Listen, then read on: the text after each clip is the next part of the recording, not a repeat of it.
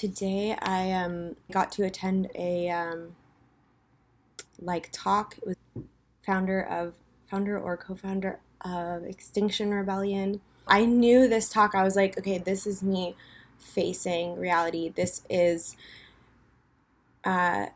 just tell it to me. I'm ready to hear it. Humans, as well as the natural world, they will starve to death. Like, I think 6 out of 7 billion will starve to death because the climate won't allow food can't grow when the climate gets to a certain temperature.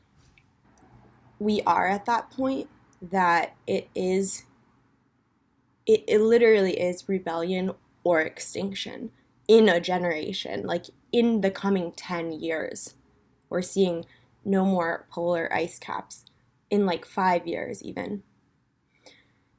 I'm not like really phrased on this, and I'm not going to take the time to do that, but what I'm saying like is based in science. It's not like someone just came out and said this. Like, this is all coming from science.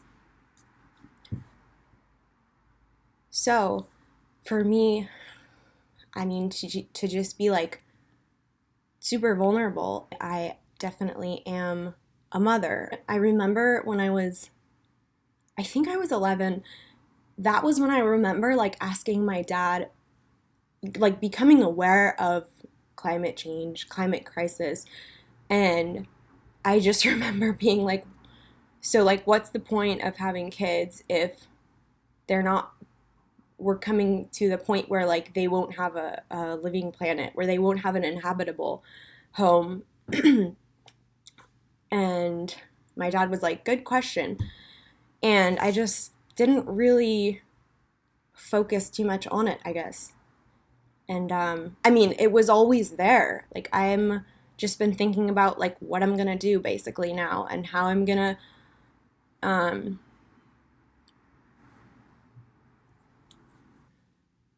these direct actions are because nothing else works. So all social movements, like looking back, they all went forward using disrupting what was happening, getting it to the point where the police and the armies were on the side of the people who were disrupting, and because once you have them, then it's like the government can't do what it's trying to do because it doesn't even have their security in force. So it's going to be disruptive, it's going to be nonviolent, fiercely nonviolent. That's how that will succeed. And there's like more principles that Extinction Rebellion like is utilizing. It's all about like inclusivity, and it's all about being nonviolent. So giving love to everyone, the people who are upset about the protests, who are late to work, engaging with them and giving them your love and your attention and your empathy and your understanding. Everyone, giving everyone that.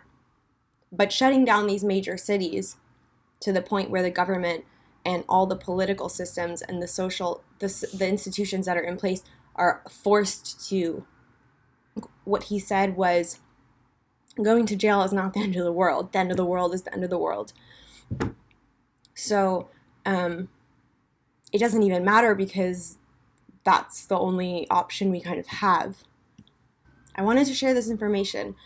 It's important, and thank you for watching this. And I'm so a hell yes for everyone working together.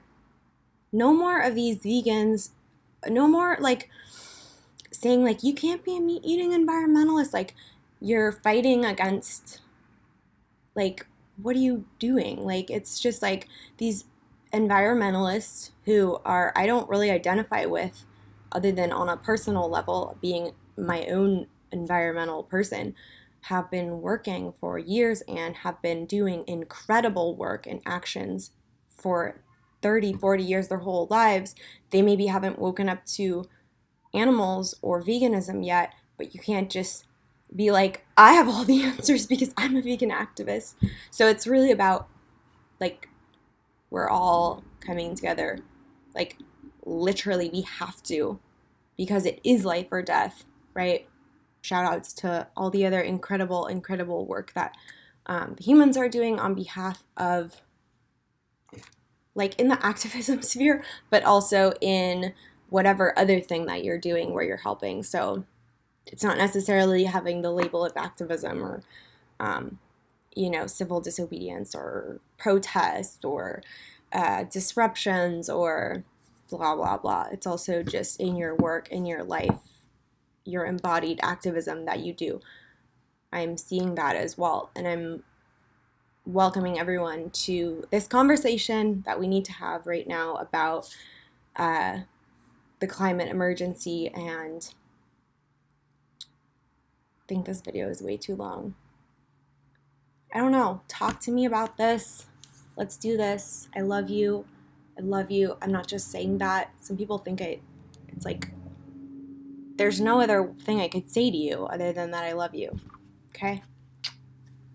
Be well. Take care of yourself. Take care of yourself. Fill up your cup before you fill up the cup of others. That's what I'm learning. Hardcore learning. I love you. Mwah. Talk to you soon.